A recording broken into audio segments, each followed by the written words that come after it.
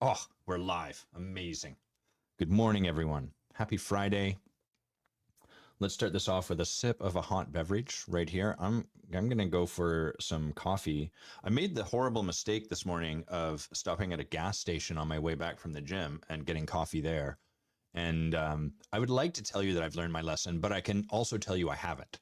What happened is I drank bad coffee, and then in the future I will probably do that again. But right now it's good coffee time.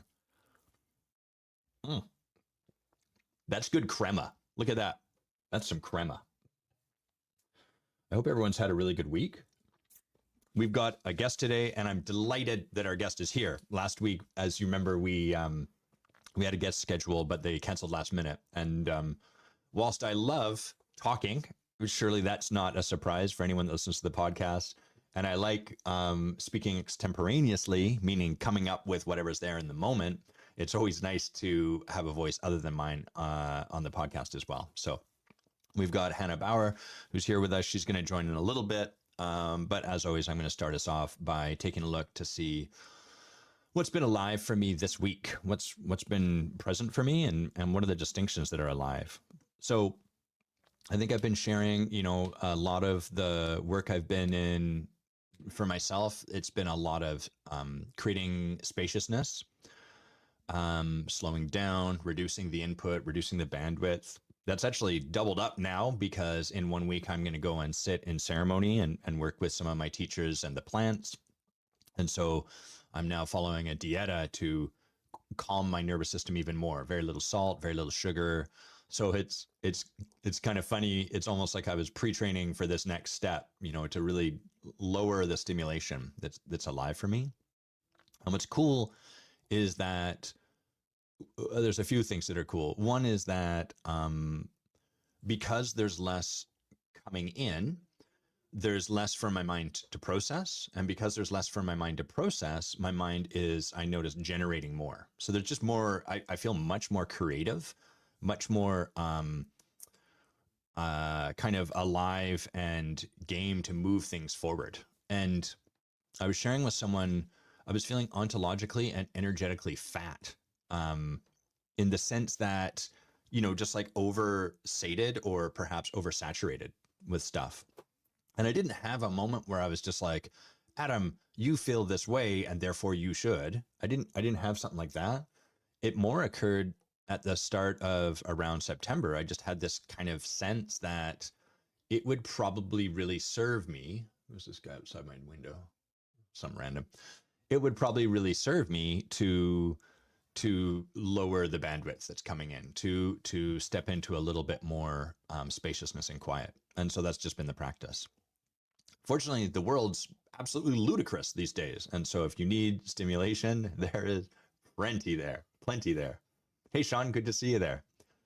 Uh, Sean Michael just saying, finally able to catch you live. So excited for your chat with Hanna Bauer, who I had the opportunity to speak with on my podcast. Oh, amazing. Sean, if you could put a link there, because I'm sure people will want to chat to explore further, that'd be awesome if you're able to do that. And great to have you with us. Yeah, spaciousness, slowing down. There's been a couple of programs that I've been in that I'm going to share about. The first is I just finished, as part of the certification I hold, the Master Coach certification, which is a high watermark in the coaching profession, sort of. I'm going to elaborate on that. It's a high watermark in the sense there's probably about 2,200, so 2,200 people in the world that have that certification. So that can mean a couple of things, right? It can mean it's exclusive or hard to get into. It can also mean no one cares. It can mean that it's irrelevant. It can mean that it's very niche. If I create a title for myself that's like Chief Water Drinking Officer in control of the whatever, then I can tell the world, hey, there's this very exclusive role that I have. There's only one person with this. So, but there's some legitimacy to it. The reason it's not necessarily such a big deal is because as you get higher and higher into coaching, the real metric for potency is not something that can be measured through rules or guidelines. It's a function of who you are able to be in the world. How do you show up? And the best way I can describe this to you is that it's the experience you have listening to someone.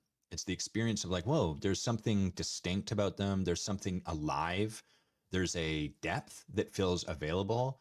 There's a fullness to the way they express themselves. And there's a kind of quality of really loving who they are, not from that bypassy place, where it's like, I love that I'm an asshole. Fuck you. I threw a beer can at your car and I love that. Not that kind of love, but genuine, like we can be loving and gracious with ourselves.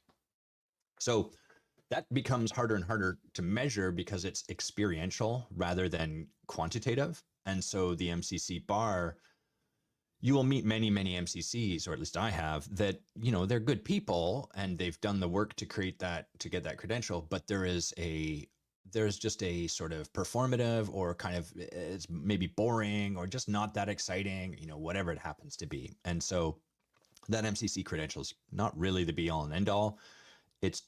I'm committed to holding that because it speaks to something. And I think it's important to stand for something in the coaching profession, which is quite frontiery, but nonetheless. And for anyone that's watching live, Shawn Michaels put the podcast he did with Hanna there. So thank you so much, Shawn. That's really great. And once we bring her on, I'm going to ask her which way I'm mispronouncing your name. Is it Hanna or Hannah? We'll find out. Stay tuned. Okay, so one of the things that I just finished was a course doing earning continuing coach units to maintain that credential. And I had this really interesting experience doing this course, which was one, it was a lot of people, probably about 120 people. It was led by a man who was really kind, really delightful. I could feel his heart was really present and obviously like committed to making a difference, committed to coaching, and so on and so forth. The challenge I had was that my experience going through the course was very shallow. It didn't feel like particularly deep work. It felt like, well, that's probably the best way I can describe it. And it's probably better for me not to try to qualify that too much because that's what my fear wants me to do. My fear wants to qualify that because there's an arrogance in what I just said, or at least I am afraid I might occur as arrogant. And I know that I can be an arrogant dude sometimes. And so going through this course, I noticed there was like these competing parts of my survival mechanism alive. The one part was like, ugh, people are jazzed about this, but I think that this is actually pretty shallow work that we're doing. And the counteraction to that was this part of me that's like, dude, Adam, you're a cynic and you're going to poo-poo upon everything. And if you do that, you're not gonna really give yourself the opportunity to learn something new. And so then that part I sit in and I'm like, okay, there's something here for me. Let's work. And, to be honest and fair to myself, I'm really reliable to generate value for myself. I've been in this work long enough. I have worked with these parts of myself and I'm clear that there's always an opportunity to create some value. And so I was committed to that. And at the same time, there was a part of me that was having a hard time being expressed because in my mind, it was kind of wrong for me to hold that it was a bit shallow. At the end of this time, we'd do some sort of small exercise and then we'd partner up with people. And the prompts were always sort of like, how is this going to change my life forever? Or like, what about this will radically alter and shift the landscape and blah, blah, blah. And, those are good prompts because it creates a context where people are looking through the lens of, hey, it's possible to change your life forever from a single thing. Like what could that be? And I was showing up committed to like finding that opportunity. And on the last time I was sharing with Bay, I was like, I'm not going to do that. I'm just going to be honest with what's here for me. And, I shared sort of like, yeah, this doesn't feel life changing. It feels a bit shallow. And I can feel these two parts alive. I'm holding this tension of the truth that I'm in, the commitment to generate something, blah, blah, blah. So that's been an interesting place for me. And we've been talking a lot on this podcast about holding tension and leadership being about developing our capacity to sit in tension. And the ways I collapse the tension that I'm describing right now is either fuck it, there's nothing here, end the story, turn away, shut off, multitask, whatever, turn my brain off. Then I don't have to be with the discomfort. I've decided there's nothing here, end of. Or turn off the part of me that's like, this feels a little shallow. It feels like there might be something deeper, but it's not really getting touched. Just stay the course. And, so it's sort of like the person that in relationship, they always end the relationship prematurely and go to the next one and never kind of sit in that tension. And the other side is the person just staying in a relationship that they don't really want to be in, because that way maybe things will go different. And both of those are two poles of a dynamic that ultimately seeks to collapse the tension of what's actually going on.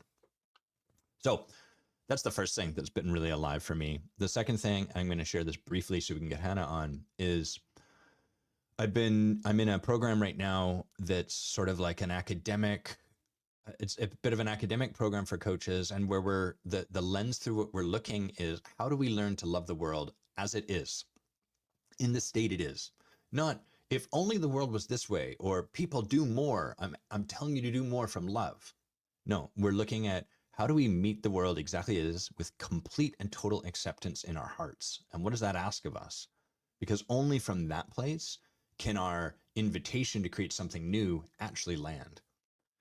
And so some of the concepts that have been kind of alive for me, I was watching some, as part of this program, I was watching some Greta Thunberg videos, this amazing young woman who's like real firecracker, talking about her, sharing righteous anger at our generation, my generation, etc., about what we're doing with the environment and the lack of urgency, the lack of, panic around it. And the one thing she really stuck with me was this idea, excuse me, that what's happening is CEOs and politicians purport to be making change whilst simultaneously performing it and saying they're doing something, while actually they're just doing creative accounting and blah, blah, blah, and things stay the same.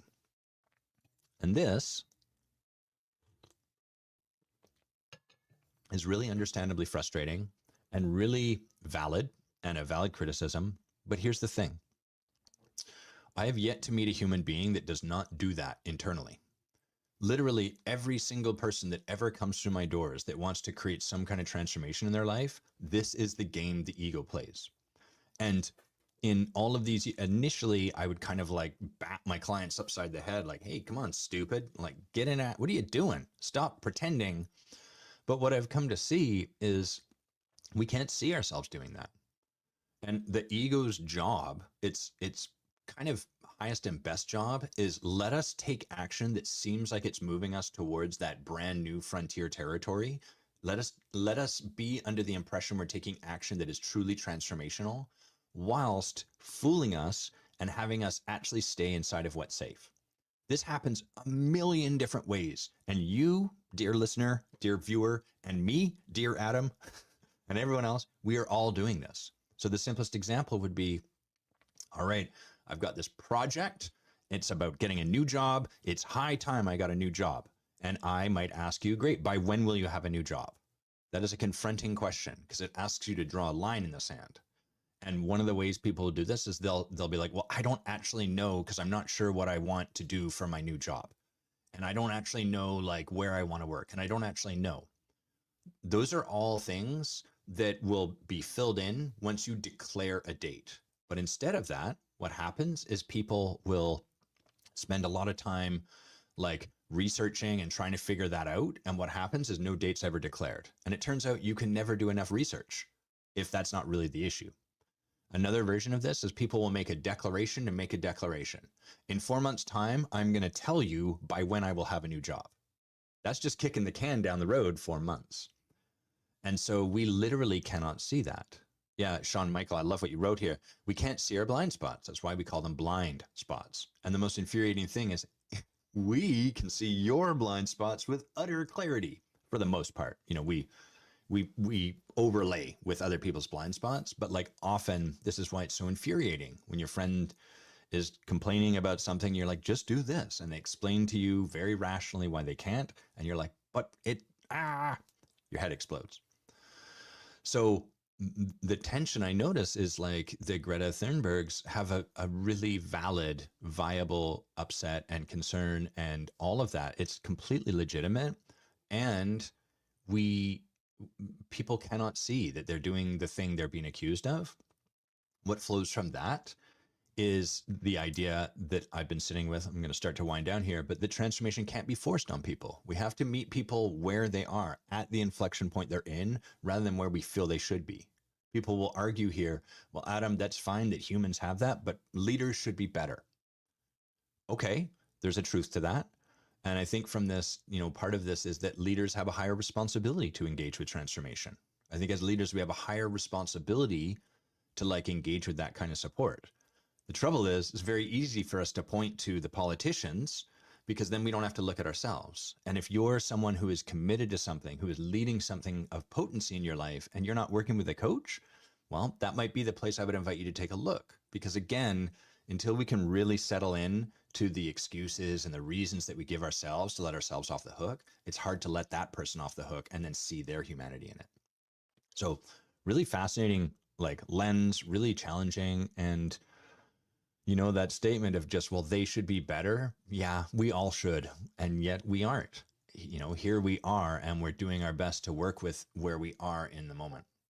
Much more that I could say about this, but fortunately, our lovely guest did show up today. And so we don't have to just listen to Adam talk about this stuff.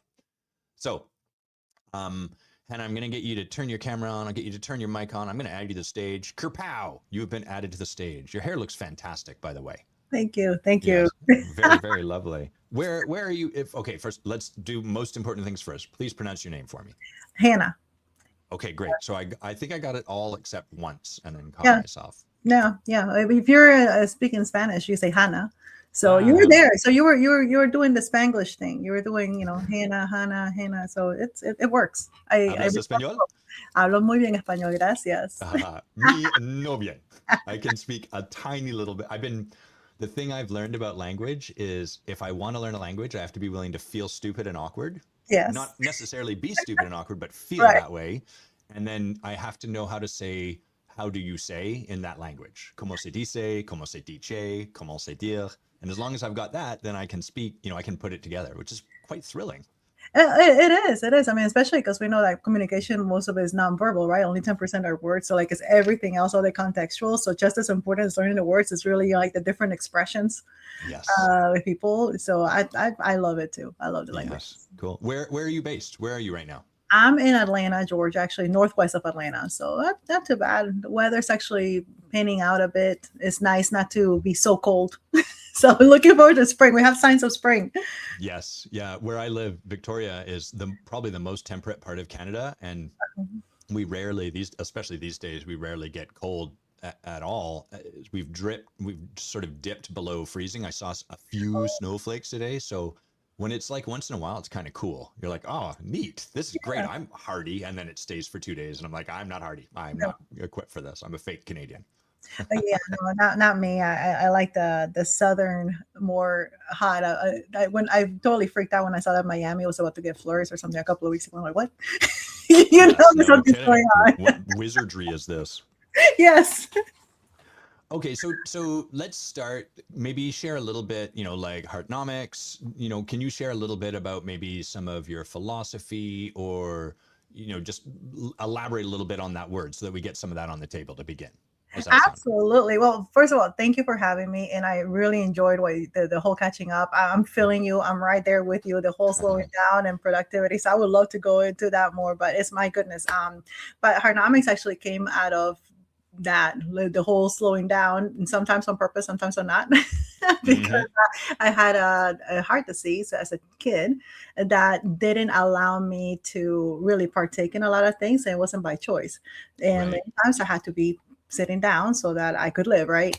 So for me, Heartnomics, as I went through my entrepreneur journey and leadership, really became the importance of the relationships, the economy of the heart. I learned the hard way about putting systems and processes first, thinking that was the right thing to do. That's, that's what you do in business. That's what, you lead by process. You have, make sure that, in leadership, you have all the answers. You have infrastructure, you have all these, like you said, like a lot of titles behind it. And really, what do they mean?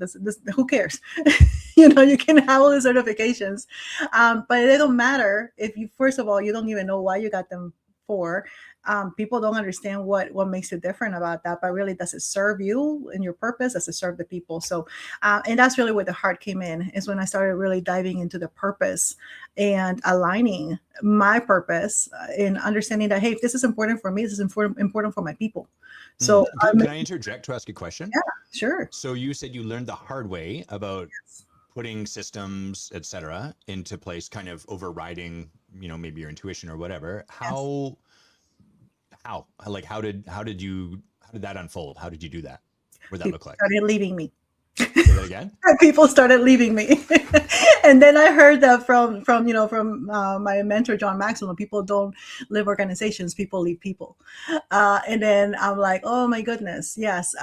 Because I was all heart, right? I mean, I very passionate, very idealistic, I guess, in a sense. I was young, wanting to get out there, experience the world.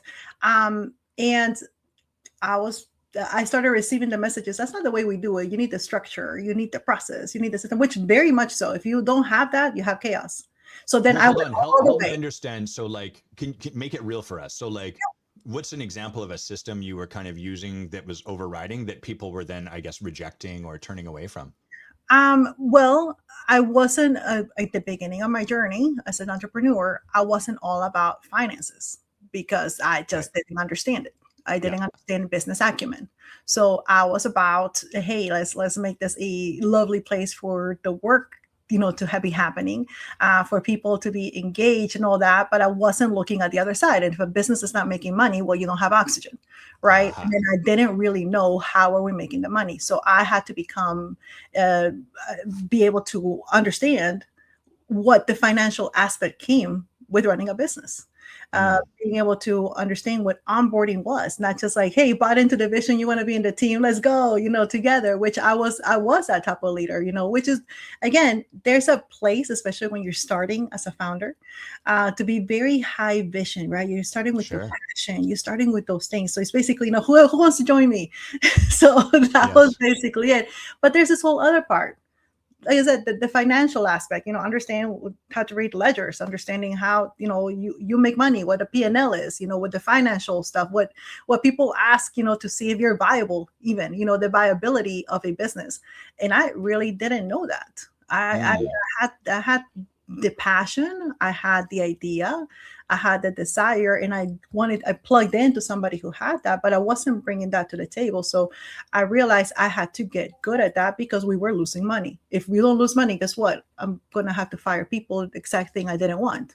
So me not knowing and getting better and getting well at becoming, being able to understand the vital signs essentially of a business, it was causing the very harm I didn't want, which was to create a space where people were not afraid because they're going to lose their job. We can't really trust that are we going to be here, but be able to provide that, again, not only the trust, the infrastructure. Problem was I went all the other way. Got it. So it's like a pendulum swing all the way to the other side. Yes. Everything systems, everything process, everything. Hey, if it's not, which is, again, it has its place because we were in chaos. Sure. Yeah. I had to go into structure, but I didn't spend the time when change management you cannot just do it without people feeling somewhat, who likes change, honestly, I mean, like, we don't really like change, especially when it's imposed on us. So without that trust in place, anytime you come and change, it can either come as a judgment that what you were doing was wrong all the time, or really, what are we doing? Because they weren't part of the conversation. So the ownership is like, well, sure thing. If that's what you want me to do, I'll do it. So then you create a disengagement. You amplify the disengagement, the lack of ownership when you are introducing change as something that's change upon people instead of change with people. Okay, so let me ask you a question. so the pendulum swings to the other side. Yes. What's your internal state at this point? Like what's the stories inside, the belief? Like how are you feeling? Well, again, as I was looking into leadership, I was trying to like, I had to be credible. I had Mm-hmm. to run. This is what is accepted. Who talks about, at the time, at least, emotional intelligence was just starting to be talked about, but not really in the business place. Basically, hey, you leave your personal stuff at the door. You bring in your professional part. Basically, whatever's happening in your life goes Yes. out there. You bring in your skills. We want your talent. Everything else goes out the door, Yeah. right? Because it's not the space. It's not professional. So for me, that's like, hey, that was the school that was the voice that was speaking. So like I was aligning with that. Well, they know business and people are making a lot of money with that. So of course that's the right way to do it. Yeah. So internally, I was in a sense being a way to validate, and kind of like you were talking about with like degrees and titles, or you kind of validating yourself. Well, I got this. Now I have some things and I'm putting it into place. So internally, I was trying to quiet down the voice of really Mm. the doubting leader, the doubting CEO, right? I was calming down that voice that kept on saying, I don't know enough, I wasn't good enough, or hey, who can really lead with love? Because that's not really a way to lead. We have Mm. to lead in a way, in a process, right? Which again, there's a balance. That's why hardnomics. Yeah. It's So you're sort of imposing, like the experience, it sounds like, was that you were kind of pushing down a part of you. There was some big. validity, of course, need to be able to do systems or whatever, but the internal experience was one of pushing down. Yes. So Yes. it's really valuable, and thanks for sharing this, because people can hear themselves in this process. And I Mhm. think one of the things I found is all of this stuff makes total sense. The trouble is we can't see it in the moment, right? No. Because it's self-coherent, it's justified in the Right. moment. So Right. when what creates the sort of moment of like the crucible moment where you're like, well, crap, that didn't work, and this, like what happens that has you sort of Well, awaken a bit? yeah, well, in a business, you feel that because you start losing money really fast, Mm. right? I mean, when your processes, you're bringing in change, and then the people are there. Anytime you have to replace somebody, it's going to cost a lot. It's going to cost time. It's going to cost investment. So, as a business owner, I was feeling it from not meeting my fiduciary duty. I As a see. leader, I was feeling it as exhaustion. Like I'm doing everything possible that I can. Like and see that was the problem. Mm. I Uh-huh. We're leaders because we have teams.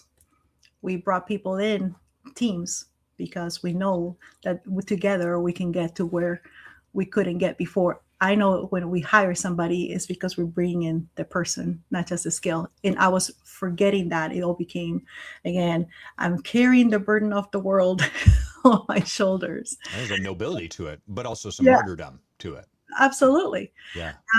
So the losing the money was there. The understanding that I was still trying to find my own leadership voice, not even accepting fully who I was. But then there came this part where my heart story came back again in front of my face, and that was when I got a call from the Children's Hospital, 20 years after the surgery that had saved my life, to tell me they wanted to do a documentary.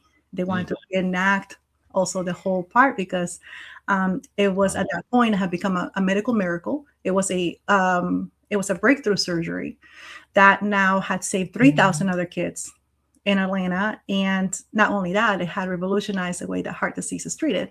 It's called a Wow. heart ablation. So it was at that point that it was kind of like I'm going through all this as a leader, trying to explain, and suddenly my whole life story kind of comes back in. It's something I didn't talk about, you know. Can I ask you a question? Yeah. So is like, I would imagine, sort of placing myself in your story, I would imagine feeling quite lost at this point, but I Yes. don't want to assume that's how it was for you. Is it something along those lines? Absolutely, absolutely. Got it. Because And then suddenly this call comes out of nowhere. yeah, because that story, what does it make me face right there? Purpose. And it's something that in the daily activity of making sure the business is viable, in the character development that I had to do as a leader to make sure things are going well and keeping my sanity and the emotional balance, suddenly I get hit in the face with like Mm-hmm. purpose. Because when you're talking about life and death, at the end of the day, Right. I can tell you that's what comes first. Did I fulfill my purpose?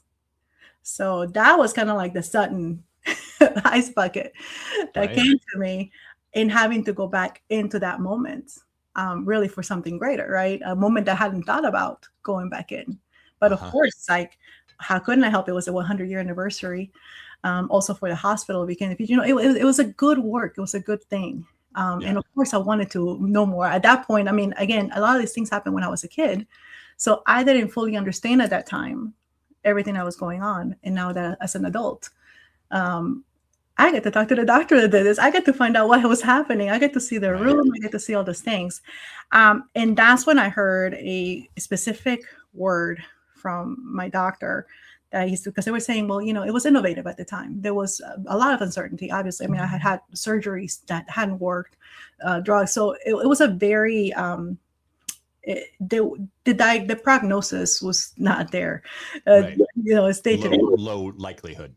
Right. This was just the last part. I was in the heart transplant, maybe 10 more years if possible. So there was this opportunity. They took it and they asked me, well, what were you thinking?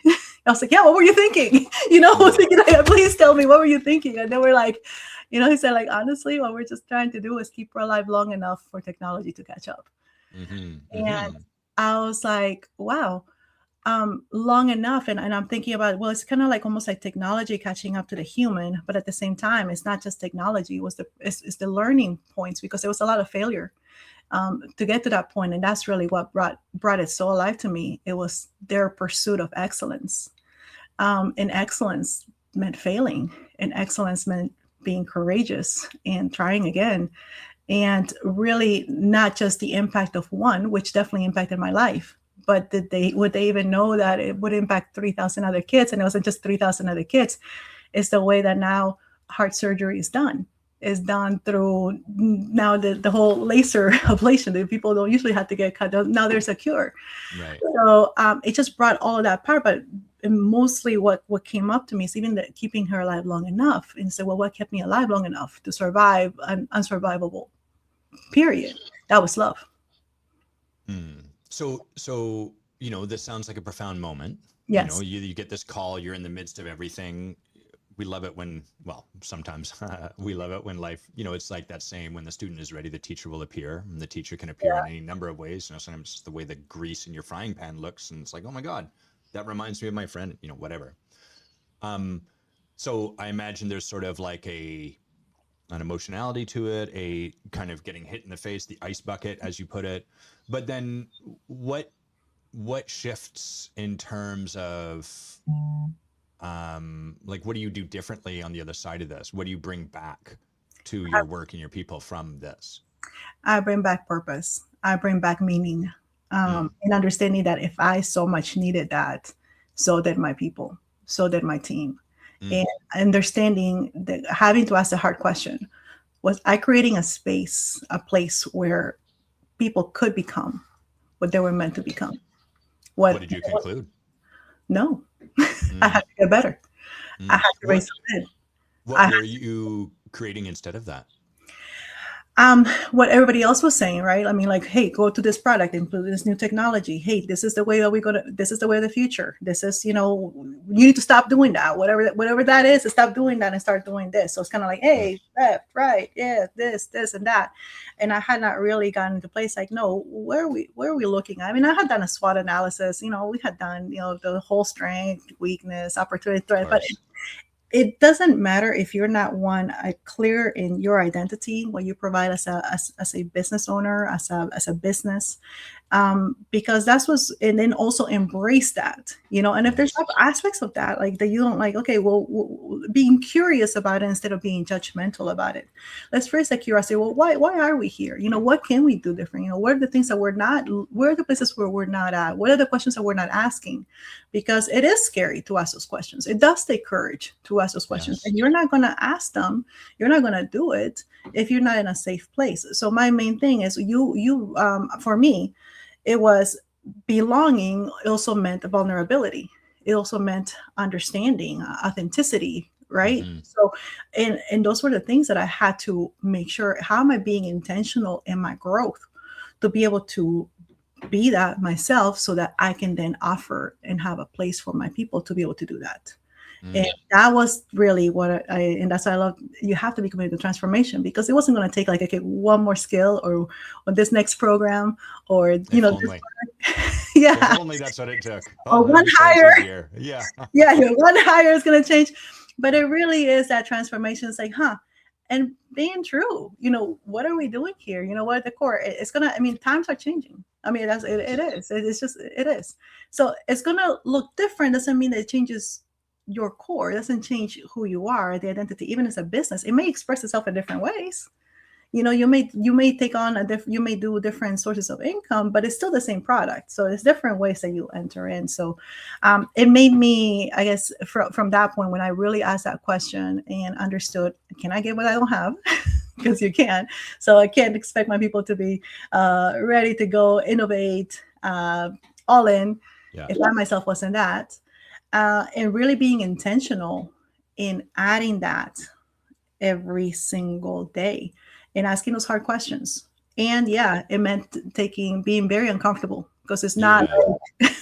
Well, I want to ask about that because, the risk in any transformational story, there's this amazing book, there's a brief digression called After the Ecstasy, The Laundry, which is, it's such a great title, and the premise of that book is all of our spiritual narratives, we watch the character go through all the challenges and they climb the mountains and eventually they have their spiritual awakening and then the book ends. Yeah. And they're like, but that's not how life works. We go back, we go home, and we now have to integrate that spiritual narrative. And guess what? The laundry's there and your kid's being a dick and, all of that stuff. Yes. I know that to create a breakthrough, there's a breakdown, and the breakdown, or at least this is my assertion, and the breakdown is that point where, it's sort of like, if I've been censoring myself all my life because I'm worried that people are going to tell me you're an idiot for thinking that, and then I get clear, like there's something bigger available, and I'm going to practice just sharing my truth. Yeah. The thing we'd love to have happen, and that we sort of hope is how it's going to go, is I start sharing my truth and people get up and they clap and they parade me around the room on my chair. But it's not, right? No. Because if we're really allowing the abundance of life to show up, some of those people are going to say that's an idiot thing to think. Yes. And so I'm curious for you, Hanna. Sorry, my nose is, I've got a hair that's poking directly into me, so I apologize. Let me just see if I can get through this. The thing I'm curious is, as you started to practice this, what were the breakdowns that you had to be willing, like I heard you say it was really difficult. Can you put a little more texture or flavor to that for us? Absolutely. I mean, although you may have an epiphany, doesn't mean everybody's, like you said, clap, yay, for you, especially when there's other partners in a business, and not every partner is on board. So that was, and of course, there was no necessarily proof of concept at that moment. Right. Because you're trying something new and you're maybe even going back to basics, and it's like, hey, we got away from that because it wasn't working. It's like, no, maybe, we just need to look at it in a different way. And that's what I even learned from my surgery. I mean, it wasn't new, never been done practice. It just was done in a different way. And really, that's what I believe innovation and technology is we have it. We just, can we use this in a different way? So that was, not everybody was on board with that. Some people that have been there a long time, some people that both employees and partners. And that's a reality when you're doing things and you really are convicted. Some people are going to go with you. Some people are not. And it's okay. There's nothing wrong with that. It's like, it's in seasons, right? I mean, like, as a parent, I've changed in seasons. My kids are not here as often. Doesn't mean that we love each other less. I have my 5-year-old here all the time. Doesn't mean I love her more. It's just, it's in different seasons. So that for me, I had to separate that because of the making sure that I still provided a place that was safe for people, but still being free enough to let them be who they were called to be. And sometimes that meant being with me in a different way. That sometimes meant, that we went into contract or we went into part-time, or maybe we weren't there together anymore, but we can still collaborate in the future. So being even open to that. And I will say, that was hard. It's not like that's something that came through it. I learned it, but it wasn't like, yay, not everybody's going to go with me. Well, I got all that. And what I'm hearing you describe is how you negotiated what was challenging. And I got a little bit of the taste of what was challenging. Some people left, it sounds like. Yes. But I'm really interested if you're able to discern it for yourself or willing to speak it. what did you have to turn, like, for example, Mhm. one of the things I've had to turn and face as I've moved from protecting my intelligence and my brilliance to connecting more with people is my own arrogance. And Mm. having receiving that kind of feedback, I'm not suggesting that's necessarily how it's been for you, but I'm wondering if you can put a little more, like, obviously you negotiated it, and I want to hear about that. But before we go there, I want to hear, like, what did you have to turn towards and face internally? What was the story that required being confronted in you by virtue of what you were now practicing? Well, like I said, one is the whole concept of not being good enough. Mm, And I think that came from, just like because I did battle a lot, or the whole being behind. Uh, mm, just the whole idea of like, hey, yeah, you're a little, yeah, we all knew that you're a little late to the party kind of thing. right. So those were two very glaring messages that were coming a lot, consistently, throughout, even in good times or bad times. It was just something of Yes. voice. So me internally, when it comes time to maybe in a case not talk about the popular thing, or hey, we need to invest here, Yeah. not over here, and we really need to shut that down and pick this one up because of where the market's going. Those two voices were already in my head. Whatever somebody said were very amplified. Which Yes. I realized that it was something later on. There was something I could choose, right? Either they amplified it, or in a sense, like, huh, that's interesting. Let's take a look into that some more. Mm-hmm. So, and that actually, that uncomfortableness of actually looking at it and not, in a sense, dismissing it or coping with it. Because one thing is just coping. Because there were Yes. times where I coped, but it took a lot of energy. Yeah. Yeah. Um, It's a lot to resist and yeah, hold at bay. Yeah. the whole time. Yeah. So like I can't be like that. But like, huh? So and let's take a chance. Okay, what if that's true? Well, Mm-hmm. so, okay, what's the worst that can happen? Or even that, if that's true, then that also means that this other thing can be true, the opposite. Because there's a lot of the opposite, right? How do you know you're in? Because you know there's an out. How do you know you're Yes. not? Because there's a down. So maybe, maybe. Mm-hmm. And it took growth for me to really be purposeful in turning that. Okay, what if I'm late? The what if? Mm-hmm. Okay, Can I let myself sit with the idea that I might be lame for a little while? Can I yeah, sit in that tension? Yeah, that's a really courageous place to sit. it is. It Yeah. is. And also, put in the other half, right? But it being opening into that what if, and I think that's where my the whole personal coaching honestly came alive to me, because I realized I couldn't do this by myself. Mm, It was a lot. So I did very much started valuing at that point a personal coach, and it wasn't just also a personal coach, but also a community of uh-huh. others. This was John Maxwell. Is that what I heard? No, it started with another personal coach that helped me through process improvement and just helped me overall with um, getting the business side. But Mm, then I joined Ziegler, yep. which was the community. Love Ziegler. Yeah, it Yeah. was it was amazing. But then being in that environment, it allowed me to open myself up in a safe place. And then Maxwell Community came in, Mm, and being able to have that mentor. But I started valuing what I realized at that point is, if I knew what to do, I would have already done it. I mean, that's honestly yes. the truth. If I everything was I willing to put in the hard work? Absolutely. Was I willing to do things that were not popular? Yeah. Have I? Am I afraid of adversity? No. I mean, adversity was a That's been your friend of life. mine.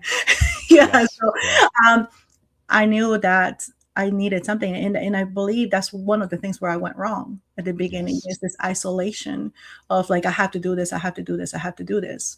When in reality, yes, it was going to be up to me, but I needed to use the resources of other amazing human beings that are out there, specifically to help not only me but support each other, but also coaches that have been their mentors that have been there before me. So I started grabbing onto mentors. I started looking at coaches. I started looking at communities, and it was in that point. But again, it's because I had to ask those questions. Okay, what if I Yes. mentorship accelerates a lot of your growth, because they're talking to you, or they're experiencing. They're people that have done things that you want to do. So I started looking for them. I started like, Let me pause just to, there's something I want to interject. yeah, Before I do, Sean Michael's saying hi. I gather you were on his podcast. Yeah, yeah. So hi, It's he's a loving it. lovely time with Shawn Michael. He's so deep. It was so cool. Thanks for saying hi. Yeah, yeah. So he's sharing, your team, your kids, your surroundings, your family, your wife, your husband. They're the leader's mirror, and the mirrors show us when things are out of place or need attention. Mm, One of the things I notice in that is it doesn't always show us the way we'd like to be shown. Sometimes we're like, great, tell it to me this way, and then it comes in sideways, and it takes some time for us to sort of let that land. And the other thing he's saying in response to you talking about a community is if you want to go fast, go alone. And if you want to go far, go together. And the mm-hmm. last thing I want to speak to is one of the things that I think is really profound in recovery work, 12-step work, Alcoholics Anonymous, Adult Children of Alcoholics Anonymous, Alan, all of these programs, is the first step is ultimately a surrender. And the surrender is my best thinking got me here to this place where I am, it's not working. And I'm not going to be able to think my way out of this Yeah. because, and that is not a context just for drunks or druggies or anyone that needs support. That's a context for every single one of us that wants to grow beyond our current state. We have to reach a point of surrender. To your point, right? You were saying you were all heart and you were all business, and it's like the answer wasn't along that spectrum. There was something transcendent, and to transcend required kind of like you said, your best thinking, and then the other part that I'm hearing and what you're sharing that is really common with recovery work is the fellowship. Being in a community and understanding there's a place we'll slide back to, and when we surround ourselves with people that are committed to the same thing, that are engaging in that conversation, it keeps it alive for us. So Mhm. really, really cool. Yeah.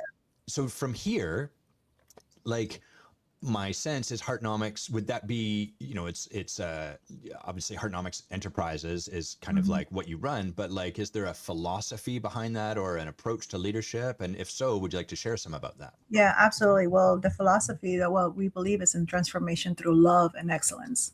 So you need, Great start. You're in the right place. yeah. So it's transformation through love and excellence, and really is looking at,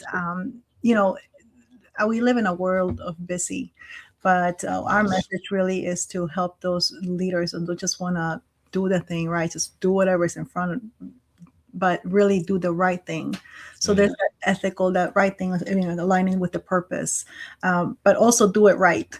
Not because I would choose to do the right thing, but I want to do it right. So Mm. to do the right thing and do it right. So we look to work for those leaders that are willing to be bold and vulnerable, and are willing to learn to have the processes and the systems. Because when we talk about leadership, it's multiplication. Well, you can't Yes. multiply to feeling or God. You have to have a way, a process, a way to be able to not only invite other people to the work, but also join the journey of other people. So that's how we approach it, and we do it through the consulting strategy. A lot of the strategy at the front to Tell, be able to implement. tell us more about um, want to lead the right way. Like, I'm very curious about that. Mhm. What right means for you and what doing it right means. Alignment. Doing it right is alignment. Alignment So with. alignment with what your values, alignment with your Mm, purpose. I remember being very young, always thinking like I don't want to work so hard towards going up the ladder, and then realizing my ladder was against the wrong roof. I right. was That's a going. classic line. Right. So, and I remember that, and I'm thinking, well, what was it? It wasn't that we can't learn to go up the ladder, and it wasn't that we shouldn't go up the ladder, but you want to make sure you're going up the right route, the right roof, the right house. So that is the Yes. right thing. I do believe 100% that we have a purpose. I mean, I've seen it. I lived. I mean, having my perspective of life is a little bit different because I would constantly live with life and death since very young. But understanding that it's not just that what's right for you, but also what's right for your people, what's right for the community, what's right for the world. And that is one of the areas where unfortunately we do see so many great leaders falling because of the lack of ethics, or really commitment. Like you said, we're saying one thing, this is what we're saying in front, but in the back of the room, is the back of the room looking the same as what the front of the room looks like? People, as something that with speakers, is, are you the person on stage? Are you the same person off stage? So from what we're saying, so it's doing the right thing is where we are willing. Let me ask a question about that before we get too far. So, what would you say in your seeing of it is in the way of that alignment? What's the main thing, or one of the big things that you see gets in the way of people's alignment and ethics and right? People And then I'll pleasing. share mine too. What's that? People pleasing. That's tickling people's ears. You know what what people want to hear. And if money is involved, it's kind of like, what's your price? Are you doing this because it's the right thing to do? It's the right thing for your world, but are you doing it to get paid or a paycheck? So as a business owner, I think that's one of the things that comes into place. Okay, this was going to give us money, but is this aligned with who we are, with the values? The same thing with the speakers, with leaders. Is this aligned with who I am, how I want to be remembered, my legacy, my significance, the significance of the work we're doing?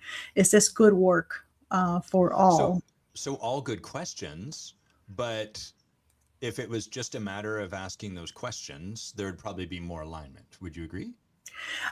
It's not just a matter of asking, right? Sometimes you just don't know until you Yes. do it. You think one thing and then you take an action and it's like, oh, yeah, that worked, or that just like, okay, this is how it felt. I think it's also in defining it, right? A lot of times we say, oh, we want to be better. What's in alignment? Well, I just want to be a better person. Well, what does that look like? So really having that definition, understanding what it, even the remembrance of what it feels good, so that you have that fulfillment. There is a fulfillment factor to what we do, to the work that we do, with our careers, with the organizations that we do. So there is an alignment in asking those questions, is in taking that action, but what is the fulfillment back? How do I, as a leader, as an organization, how do we feel in doing this type of work? Sorry, pouring some tea.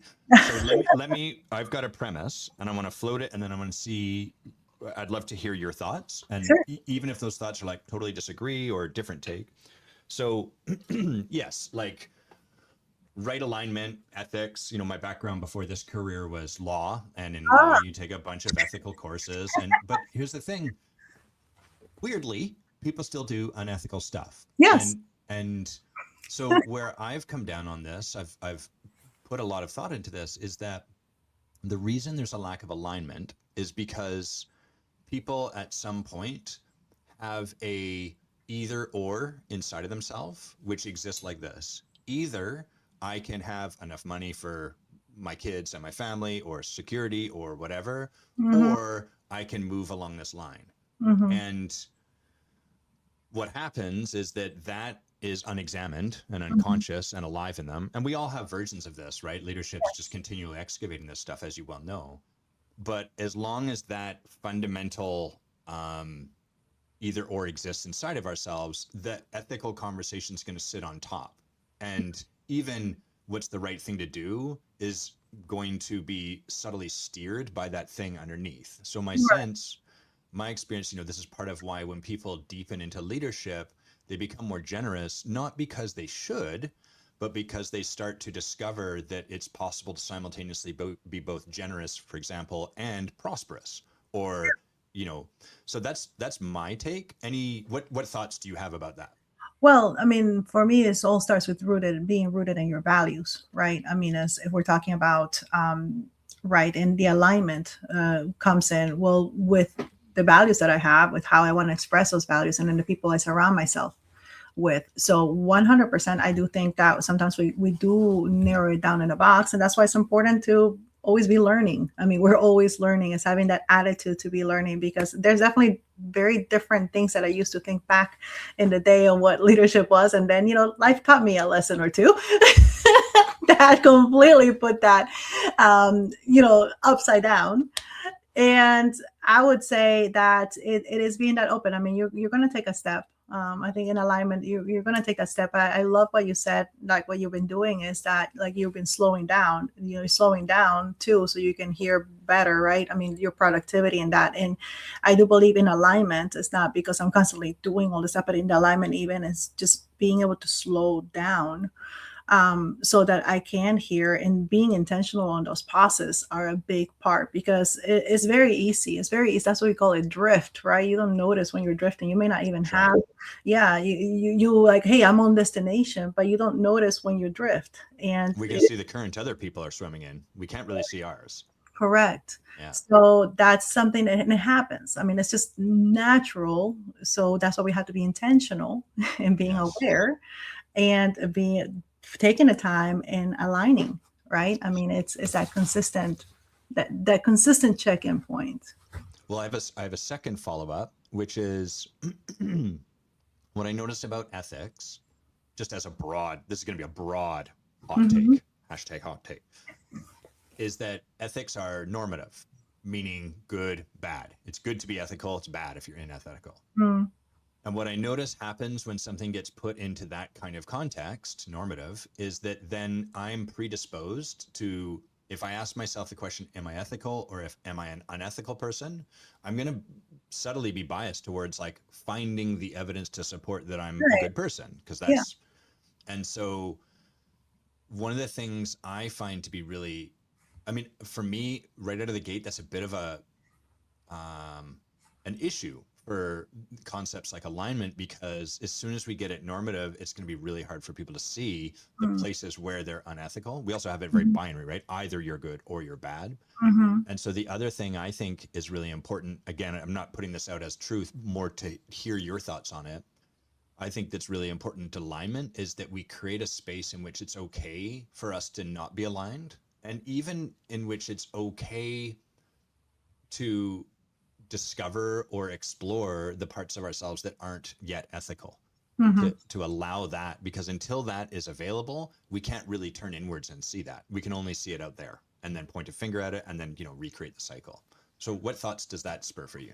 A couple. One, in, I think there's a lot of times the ethical with the moral, right? So like I said, ethical, Mm-hmm. sometimes it's within, is it legal versus is it moral? Because it's legal Yes. doesn't mean it's moral, just Yes. like because it's moral doesn't mean it's legal. Like in some places, depends where you're at. The culture dictates that, right? Yeah. So also being aware of that, there's the culture aspect that a lot of times is also telling us, what's ethical or what's moral. So you have to understand like the difference between those, and sometimes we confuse them with legality. Yes. And we've seen history, right, with some legal things that don't work for all. Yes. That the right thing, the moral thing, is to challenge them. So Yes. it's understanding that.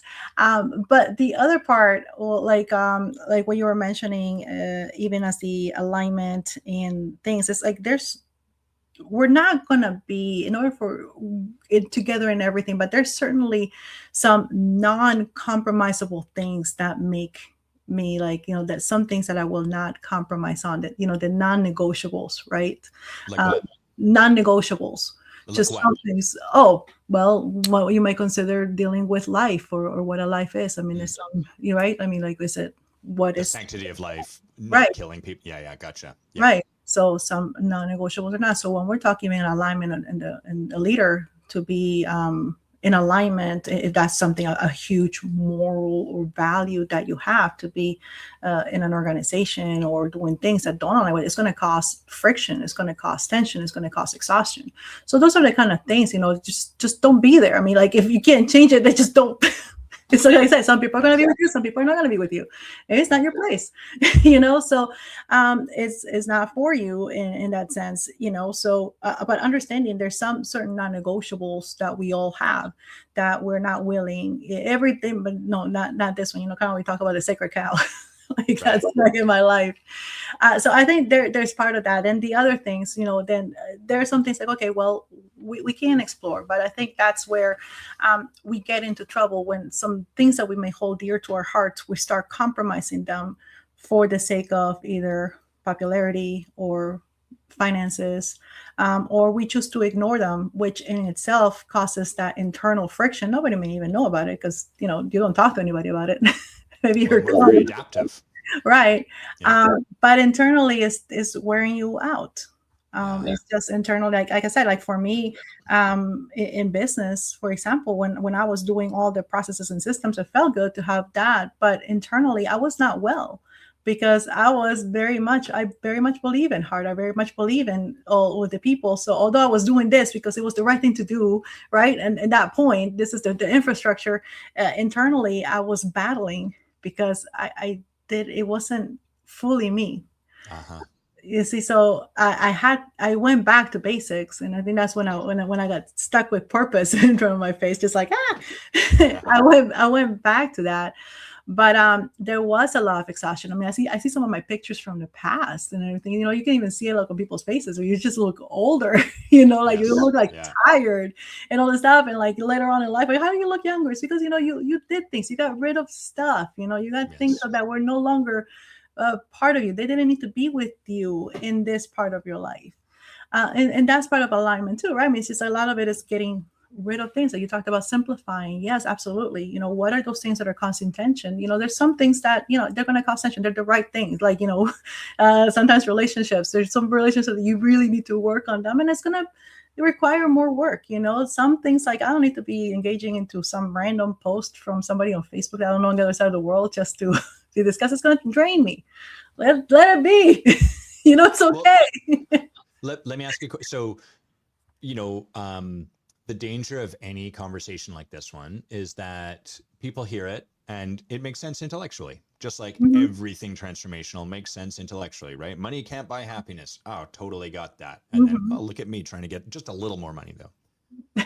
What would you say is, you know, so we're working with this concept of alignment. What Yes. would you say is the most challenging aspect about that in leaders? Where do you see them struggle or fall down the most in that sort of transformational process? I mean, just that really being able to stand up for what they believe in. I think But why? culture, What's the that? culture too. I mean, it depends on the culture of the organization, right? Um, But I can you don't know if you think distinguish it a little bit more?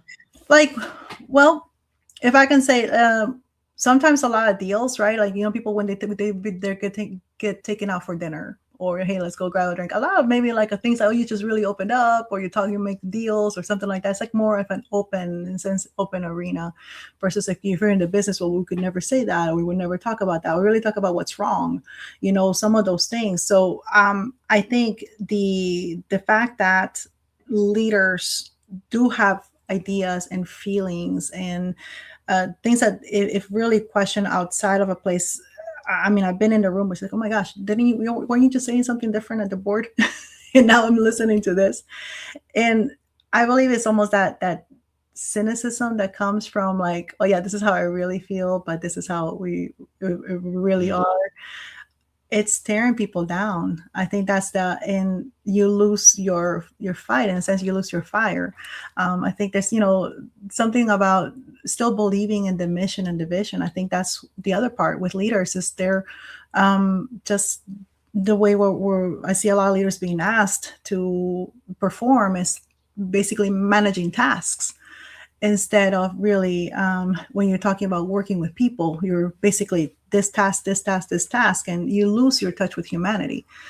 You lose the touch with what it's like to be a human yourself, a human that's on the other side of the screen that maybe you didn't know them because you're just doing a Sana or a ClickUp.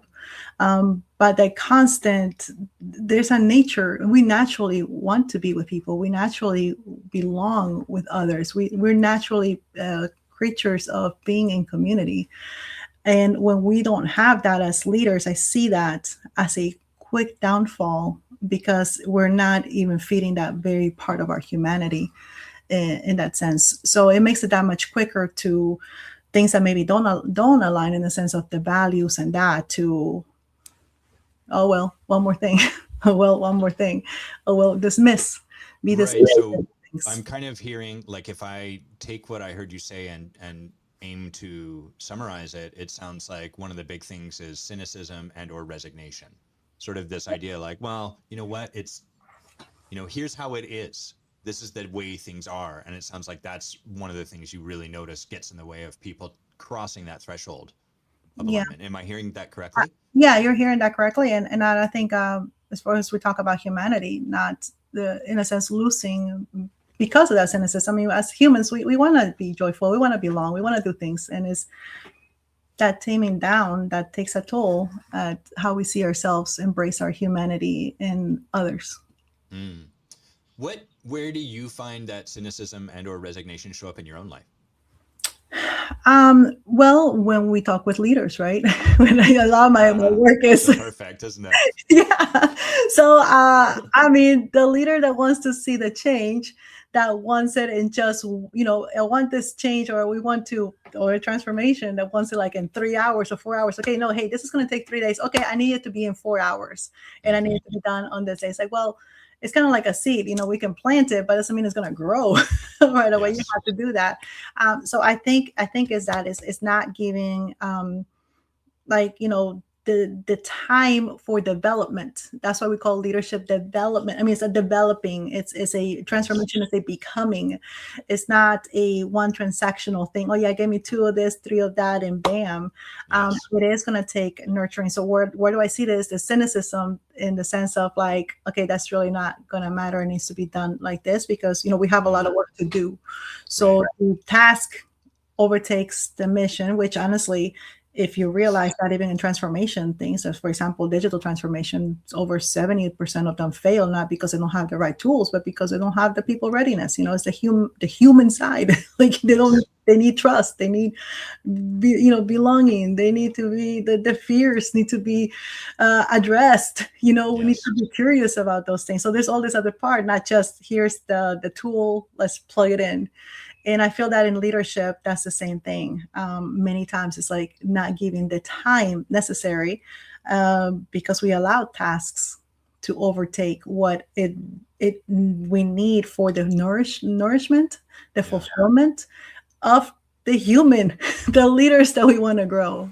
Yeah. Excuse me. Cynicism and resignation is such a potent, protective force.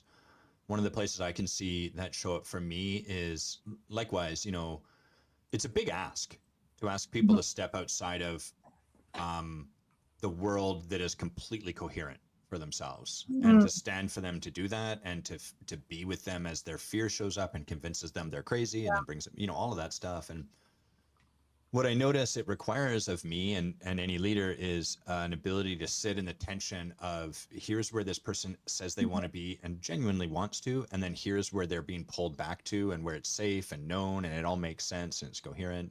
And to sit in that tension is a lot. And what cynicism and resignation for me does is it takes this endpoint and it pulls it all the way back here. And I'm like, fuck it. It's not going to matter. It's not going to work. What's even the point? And then I don't have to hold that tension, which is easier. Just like not lifting the weight at the gym, easier. Don't look as good, don't grow the muscle, but easier. And so that's the first thing that came to mind as you said that. And then the other thing I really like is this idea you're sharing, Hanna, of kind of what I would call not fixating on the result, but on creating the clearing in which the result can show up. Sort of like a farmer, they till the soil, they rotate the field, they fertilize, they do all of this stuff. But if they're fixated on this seed that they're planting growing, they're going to overwater it, they're going to over nurture it, they're going to miss out on everything else. We gotta, it takes a lot more to, again, we're holding tension, right? We're holding I'm going to trust if I do that harder work that something will show up. That takes a lot. It does, and trust is a big deal, right? Especially in a trust deficit culture where we have, I mean, even just overall trust. I just have to pause you because I love what you just said there. A trust deficit culture. That's very brilliant. Please continue. Oh, thank you. Because I mean, if we talk about it in business, right, and it's all about the negotiation is in trust. But if you think about even our currency is based on trust. We even talk about when we leave, we have trust.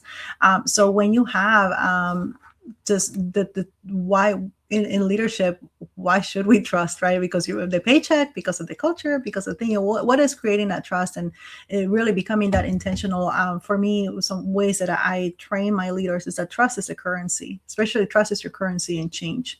You're asking as a leader, you're asking people to go to a vision. Again, it's a vision because it's not reality. So it's going to take, it's going to take trust to go forward, right? Just like it's going to take trust that if we implement this change, it's going to be better better. That's what we want, change, right? It's supposed to be Yes. better. So it's going to take that trust, but I can't just be doing withdrawals all the time and I'm not making deposits.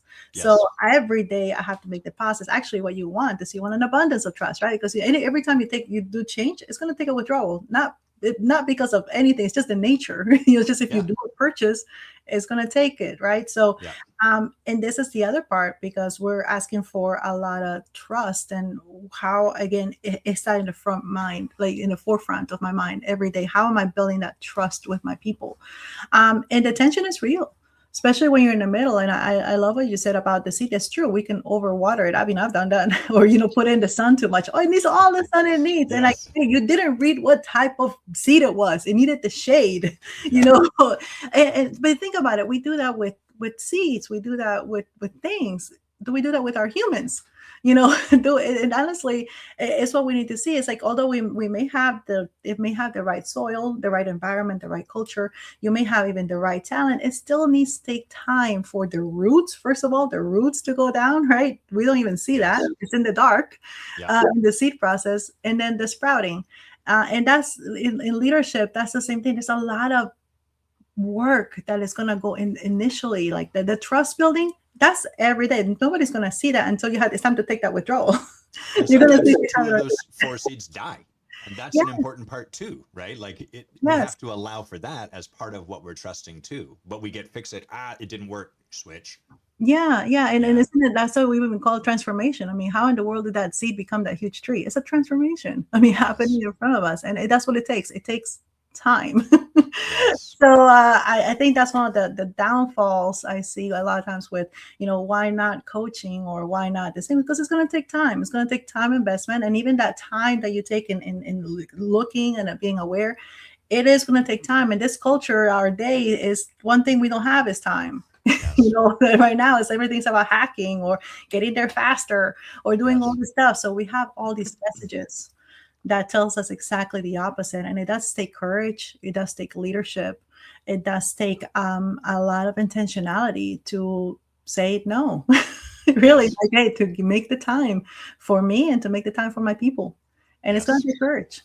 Yeah. Yeah. It's like you said, courage. It's, anytime, I'll say this and then I'm going to check in with you to just hear about what you're up to and where people can find you. But like Yeah. anytime, first of all, we step over courage. We don't realize how much courage any of this takes. It takes courage just to listen to this conversation and let it make a difference for you. Anyone that's listening, for which you're allowing any part of this in and having it create some kind of shift internally, that takes some courage, because you're allowing something outside of yourself and your safety of what you know to be impacted.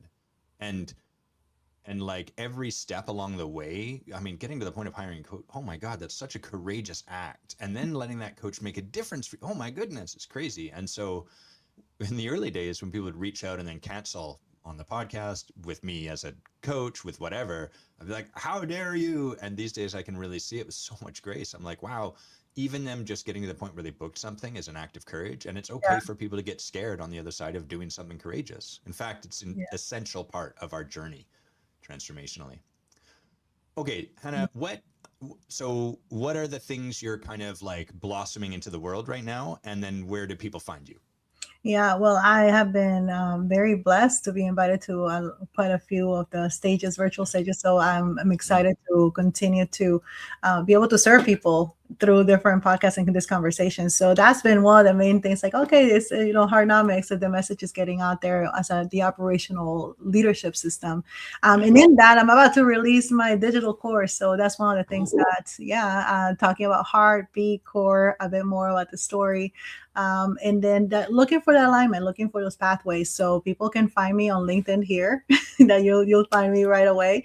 Also visiting my website, Hardnomics, and just be on the lookout for that. But it's been for me, it's been an honor to talk to people like you and like Sean and like all these podcasts, because I learned so much. It's like, my goodness, this is how we really make that difference in the world. So for me, what have I been doing is just engaging with amazing people and really applauding the people that are listening, because we are talking about these very much transformational not only subjects, but really way of being that need to be spoken at this time, especially with everything that we're hearing and all this chaos in a sense.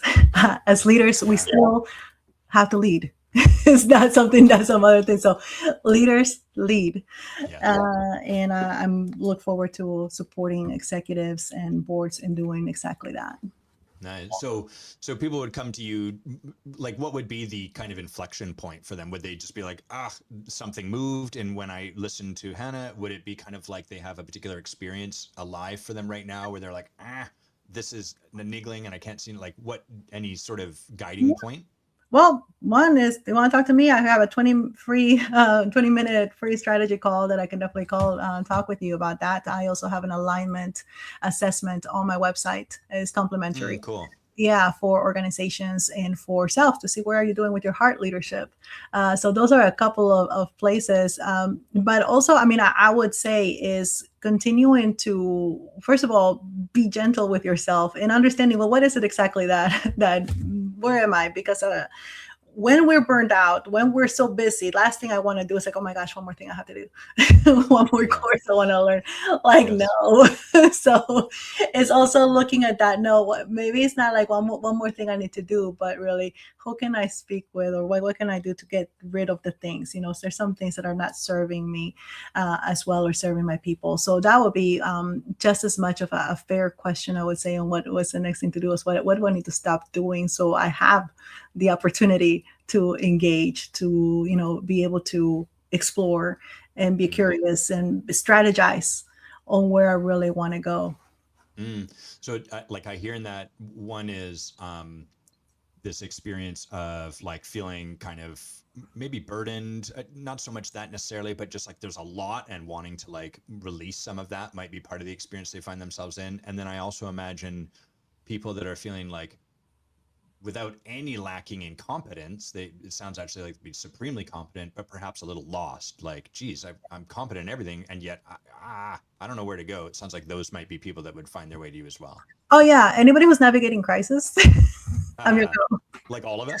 Yeah, I'm your girl. Let me tell you, breathing. It was something that we take for granted many times, and I had to learn to breathe and like a heartbeat. But also, if you're looking, just as scary, and I've been on both sides where opportunities are just like flooding. And that can be overwhelming too, because which one, you know, what's the opportunity, or like what I'm not ready for all this stuff. Well, that's the other part, is getting you ready, especially when you're feeling like you're behind. That's me. So anybody who's looking for that, like I don't have the labor force, or I don't really know which one's the right one for me, because any seeking after opportunity is also going to take away from whatever it is you then we have to, right? We have to be able to, as we're going up, going for greater things, some other things don't serve us. So those two, you know, crises, executing on strategy, or really seeking those, or how to balance those new opportunities that you want to see. That's what I'm here to serve. Yeah, I love it. Okay, I'm going to spell your name for people listening on the podcast. It's Hanna Bauer, like the ice skates, Bauer. So that's, you can find her on LinkedIn. And then Heartnomics, is it heartnomics.com? Yes. Okay, great. HEARTNOMICS.com if you want to find more about Hanna. Hanna, thank you so much for like being engaged in your own work. You know, like we said, it's really easy to see the current other people are swimming in, and then to point over there. And that's human. That's what it is to be human, is to not see our own perspective. It takes a lot of courage and a lot of humility, and it's really difficult to have someone like to be a yes to having our current pointed out to us, especially when we're certain about where they are moving in their current. I don't want to let go of that. So truly, thank you for being engaged with that. To me, that's one of the hallmarks of someone really committed to leadership, is that they're actively seeking and engaging in their own work. I appreciate and acknowledge and honor that in you. Oh, well, I appreciate that, Adam. Same here. Thanks for asking those questions. Thanks for giving us a different perspective of leadership, because this is not a conversation I usually get to have. So thank you for making the space for us to be able to do it. I loved it. Cool. Okay. For everyone watching, thanks for tuning in. Sean, Michael, thank you for what you shared. Rocky, great to see you. Everyone have an amazing weekend. just checking to see if there's anything I want to plug, but I don't think there is right now. If you want to continue the conversation, like reach out to Hanna, reach out to myself. Always, always, always. If you know people that you think would be great guests, let me know. And thanks everyone for tuning in. We're going to end here, Hanna, and then you just sit tight and then we'll finish up. Awesome. Bye, everyone. Have a great weekend. Bye.